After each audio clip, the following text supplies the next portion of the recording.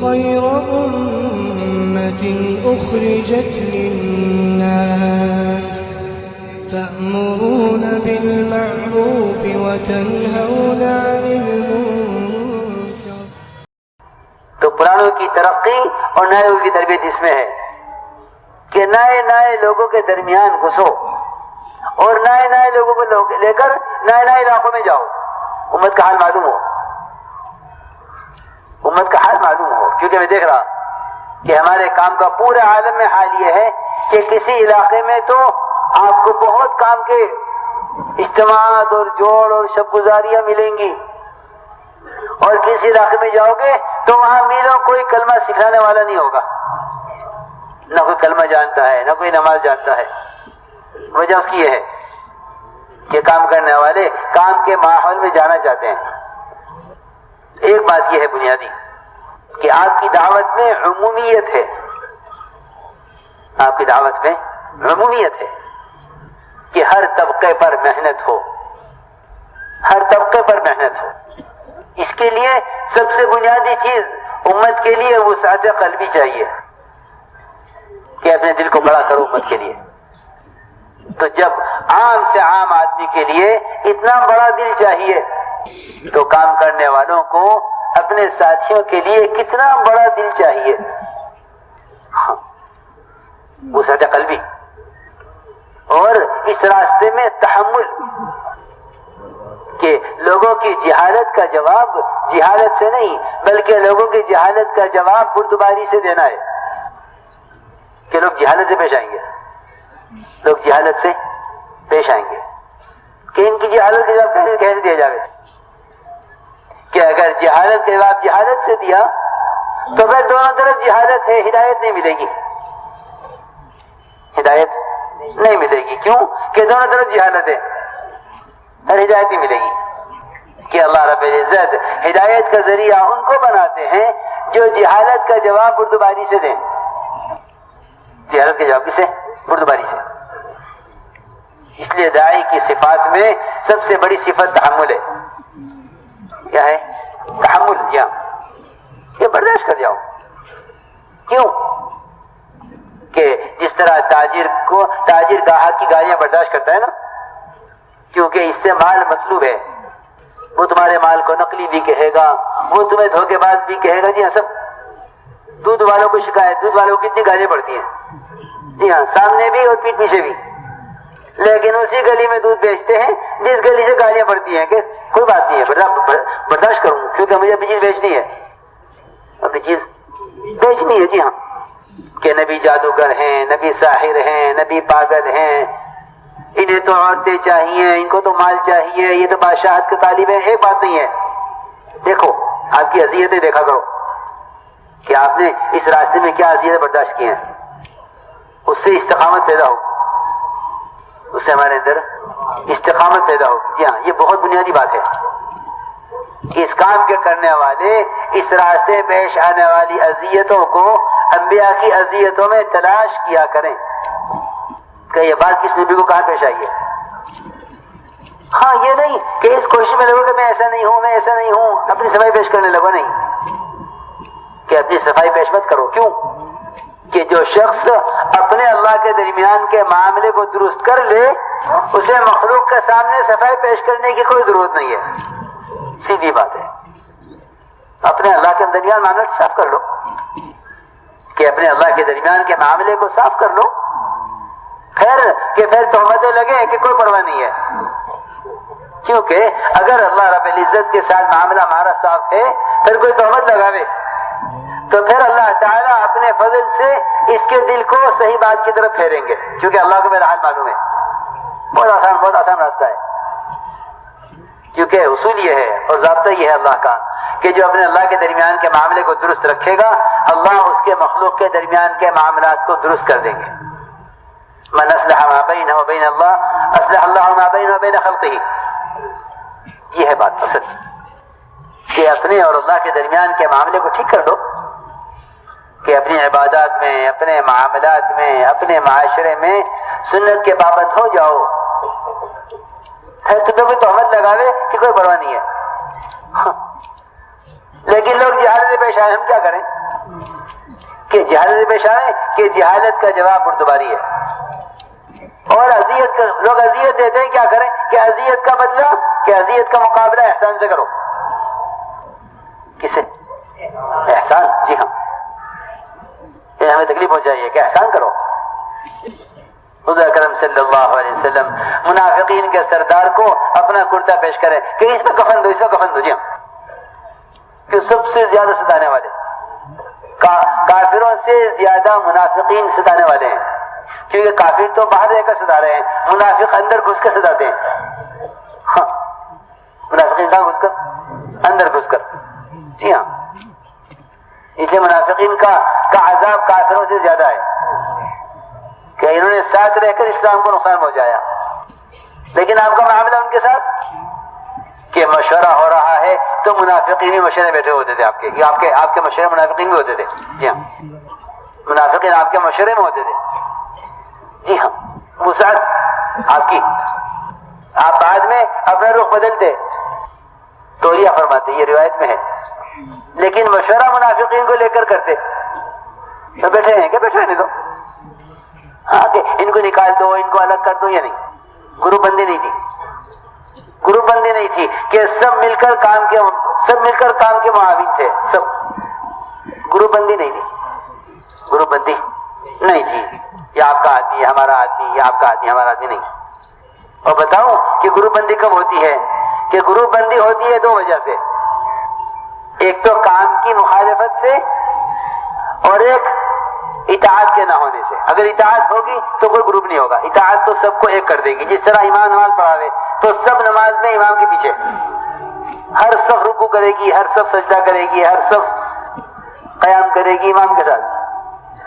بس یہ آخری بات ہے کہ اجتماعیت اطاعت کے بغیر نہیں ہو سکتی. اطاعت پر آ جاؤ کہ ساری جماعتیں، سارے گروپ ختم ہو جائیں گے.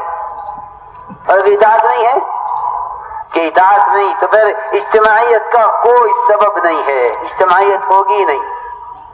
اس لیے میں نے عرض کیا کہ سب سے بنیادی چیز وہ داعی کے لیے حلم اور بردباری ہے. وسعت قلبی.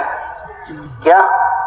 وسعت قلبی، کہ داعی کے دل میں بہت وسعت ہو. حضور اکرم صلی اللہ علیہ وسلم کی نبوت کو لوگ جانچتے تھے آپ کے ساتھ زیادتی کر کے، آپ کے ساتھ زیادتی کرتے تھے یہ جاننے کے لیے کہ نبی ہیں یا نہیں ہیں. دو چیزیں آزمایا جاتا تھا نبی کو. ایک مال سے آزماتے تھے، ایک مال سے آزماتے تھے نبی کو، اور دوسری آزمائش ہوتی تھی تکلیف پہنچا کر کہ انہیں ستاؤ پھر دیکھو کہ نبی ہے یا نہیں. سنو غور سے، بلقیس نے مال بھیجا سلیمان علیہ السلام کو. یہ بات یاد رکھنا، یہ بڑا فتنہ ہے. کام کرنے والوں کی آزمائش مال سے ہوگی. اگر یہ مال قبول کر لیں، بلقیس نے کہا اپنے آدمیوں سے کہ اگر یہ مال قبول کر لیں تو سمجھنا کہ بادشاہ ہے، نبی نہیں ہے. اور اگر رد کر دیں، قبول نہ کریں، تو سمجھ لینا کہ یہ نبی ہیں، کیونکہ نبیوں کے ہاں مال کی کوئی قیمت نہیں ہے. بادشاہ باوجود بادشاہ ہونے کے ان کے دل فقیر ہوتے ہیں کہ مال کی طلب دل کا فقر ہے. مال کی طلب یہ دل کا فقر ہے، چاہے بادشاہ ہو. اور مال سے مستغنی ہونا یہ دل کا غنا ہے، چاہے فقیر ہو کوئی. تو نبی کی آزمائش ہوتی ہے دو چیزوں سے، ایک مال سے، اور دوسری بات یہ ہے کہ نبی کو آزمایا جاتا ہے نادانی اور جہالت میں. سنو، ایک صحابی تھے، پہلے یہودی تھے، پھر اسلام لائے، اور یہود کے بڑے عالم تھے. وہ زید بن سعنا ان کا نام تھا. انہوں نے پڑھا اپنی کتابوں میں کہ آخری نبی ہوں گے، یہ نام ہوگا، یہ صفات ہوں گی. اور اس میں پڑھا کہ ان کے اندر ایک خاص صفت یہ ہوگی کہ ان کے ساتھ جتنی زیادتی کی جاوے گی ان کے اندر اتنا زیادہ حلم اور بردباری ان کے اندر ہوگی. چنانچہ وہ آئے اور آپ کو دیکھا شکل سے کہ ہاں چہرے سے معلوم ہوتا ہے کہ نبی ہیں، لیکن ان کی بردباری کو کیسے معلوم کیا جاوے. تب یہ بیٹھے ہوئے تھے آپ کی خدمت میں. اتنے میں ایک صحابی نے آ کے عرض کیا کہ فلاں علاقے میں مسلمان ابھی اسلام میں داخل ہوئے تھے، لیکن ان پر فاقہ آ گیا ہے، ان پر مال خرچ کرنا ہے. یہ سنت تھی کہ مسلمانوں کے حالات کو معلوم کر کے ان کی خیر خبر لی جاوے. ہاں یہ نہیں کہ مال اپنی شادیوں پر اور اپنی کوٹھیوں پر اور اپنی بنگلوں پر کاروں پر خرچ کرے، یہ بات نہیں تھی. بلکہ عام طور سے مسلمانوں کا سب سے پہلا خرچ یہ تھا کہ نئے اسلام لانے والوں پر اگر حالات آ گئے ہیں تو ان پر مال خرچ کیا جاوے. تو آپ نے پوچھا صحابہ سے کہ بھائی ہمارے پاس کچھ ہے؟ ابو بکر صدیق نے انکار فرما دیا کہ کچھ نہیں ہے. حضرت علی نے پوچھا کچھ ہے کہ کچھ نہیں ہے.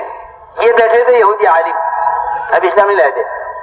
ان کو موقع لگا، انہوں نے سوچا کہ ان کے ساتھ معاملہ کرو تاکہ کچھ معاملہ کرنے سے ان کے ساتھ زیادتی کرنے کا موقع ملے. مجھے سنو، کیا کرنے کا موقع ملے؟ زیادتی کرنے کا. جی ہاں، معاملات سے آدمی کو حق ہوتا ہے، زیادتی کرنے کا حق ملے گا. معاملہ کرو. تو انہوں نے آپ کو مال پیش کیا، قرض، کہ یہ سونا لیجئے، ان پہ خرچ کر دیجئے اور مجھے اس کے بدلے میں کھجوریں دے دیجئے. آپ نے قرض لیا سونا ان سے، یہودی عالم سے، اور یہ طے ہو گیا کہ فلاں تاریخ میں اتنی اتنی کھجوریں اس کے بدلے میں آپ کو دی جائیں گی. وہ طے ہو گیا، تاریخ طے ہو گئی، لکھی گئی کہ یہ تاریخ ہے قرضے کی ادائیگی کی. اس تاریخ کے آنے سے 3 دن پہلے حضور اکرم صلی اللہ علیہ وسلم بقیع میں تھے کہ یہ عالم وہاں پہنچ گئے، یہودی عالم جنہوں نے سونا دیا تھا، خود دیا تھا، آپ نے مانگا نہیں تھا، خود پیش کیا، قرض خود دیا اپنی خوشی سے. اور 3 دن پہلے ادائیگی کے وقت سے 3 دن پہلے آ کر آپ کا گریبان پکڑ لیا اور آپ کو دھکا دیا دیوار کے ساتھ، اور سخت لہجے میں بات کی کہ تم قریشی ٹال مٹول کرتے ہو، وقت پر ادا نہیں کرتے. زیادتی کی آپ کے ساتھ. حضرت عمر رضی اللہ عنہ دیکھا کہ خود مال پیش کیا اور 3 دن ابھی باقی ہیں ادائیگی میں، اور آپ کے ساتھ زیادتی ہو رہی ہے. عمر رضی اللہ عنہ تلوار نکال لی کہ جی مجھے اجازت دیجئے میں اسے قتل کر دوں.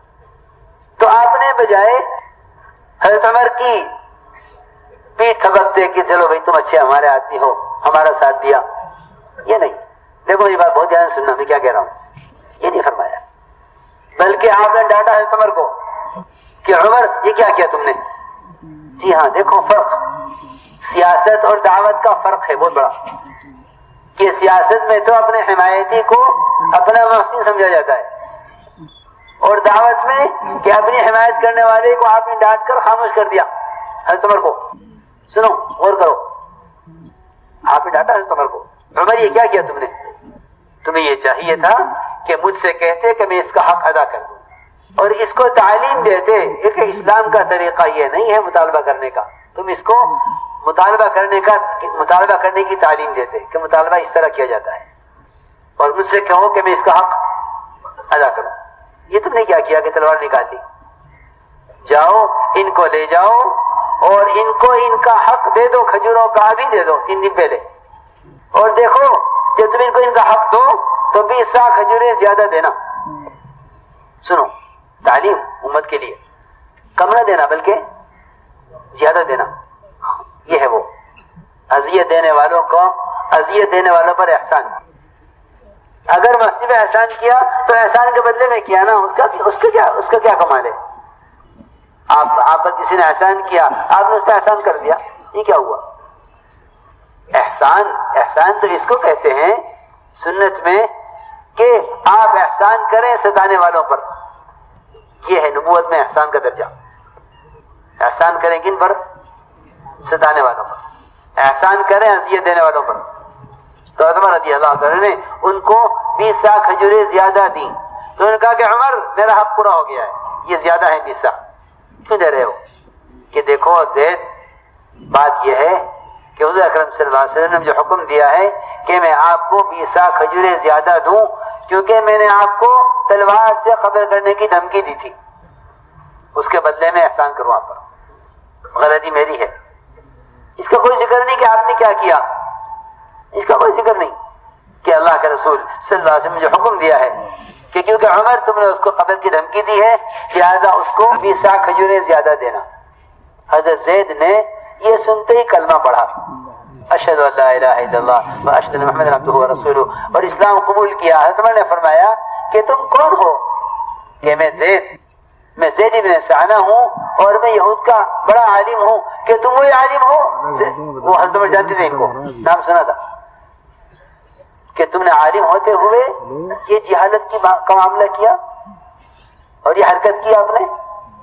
فرمانے لگے کہ عمر بات یہ ہے کہ میں جانچنا چاہتا تھا کہ واقعی نبی ہیں یہ، کیونکہ ہم نے اپنی کتابوں میں پڑھا ہے کہ ان کے ساتھ جتنی زیادتی کرو گے ان کی طرف سے اتنا زیادہ احسان اور اتنا زیادہ بردباری اور اتنا ان کے حلم میں اضافہ ہوگا. میں نے دیکھ لیا. تو میں عرض کرنا چاہتا تھا یہ کہ زیادتی کرنے والوں پر احسان کرو، زیادتی کرنے والوں پر احسان کرو. کہ کب تک برداشت کریں؟ کب تک برداشت کریں؟ کہ سنو کب تک برداشت کی جاتی ہے. حضور اکرم صلی اللہ علیہ وسلم نے دیکھا کہ ابو ذر غفاری رضی اللہ تعالیٰ عنہ مسجد میں لیٹے ہوئے ہیں. ہمیں ابو ذر مسجد میں کیوں لیٹے ہو؟ فرمایا میرا کوئی گھر نہیں ہے، میرا کوئی گھر نہیں ہے، میں تو مسجد میں رہتا ہوں. تو آپ نے فرمایا اے ابو ذر یہ بتلاؤ جب مدینہ منورہ میں میرے بعد خلفاء کے زمانے میں، میرے جانے کے بعد دنیا سے خلفاء کے زمانے میں تمہیں ستایا جائے گا تم کیا کرو گے؟ یہ سوال کیا آپ نے. ابو ذر رضی اللہ عنہ نے عرض کیا کہ یا رسول اللہ میں مدینہ منورہ چھوڑ کر ملک شام چلا جاؤں گا، وہاں رہوں گا کیونکہ وہ انبیاء کا علاقہ ہے، انبیاء کی زمین ہے. آپ نے فرمایا اے ابو ذر جب ملک شام کے ذمہ دار تمہیں ستائیں گے پھر کیا کرو گے؟ کہ پھر میں ملک شام چھوڑ کر واپس مدینہ آ جاؤں گا، پھر یہاں گھر بنا کر رہوں گا. فرمایا اے ابو ذر جب مدینہ والے تمہیں دوبارہ ستائیں گے پھر کیا کرو گے؟ عجیب حدیث ہے یہ، سوال پہ سوال. آپ دیکھنا چاہتے تھے کہ میرے صحابہ میں میرے بعد اذیتوں کے برداشت کرنے کا کب تک کا ارادہ ہے؟ ہاں سنو. فرمایا کہ مدینہ والے پھر ستائیں گے تو پھر کیا کرو گے؟ تو ابو ذر رضی اللہ عنہ نے عرض کیا کہ پھر تو میں مقابلہ کروں گا ذمہ داروں کا. جی ہاں یہ فرمایا. میں نے ابو ذر درگزر کرتے رہنا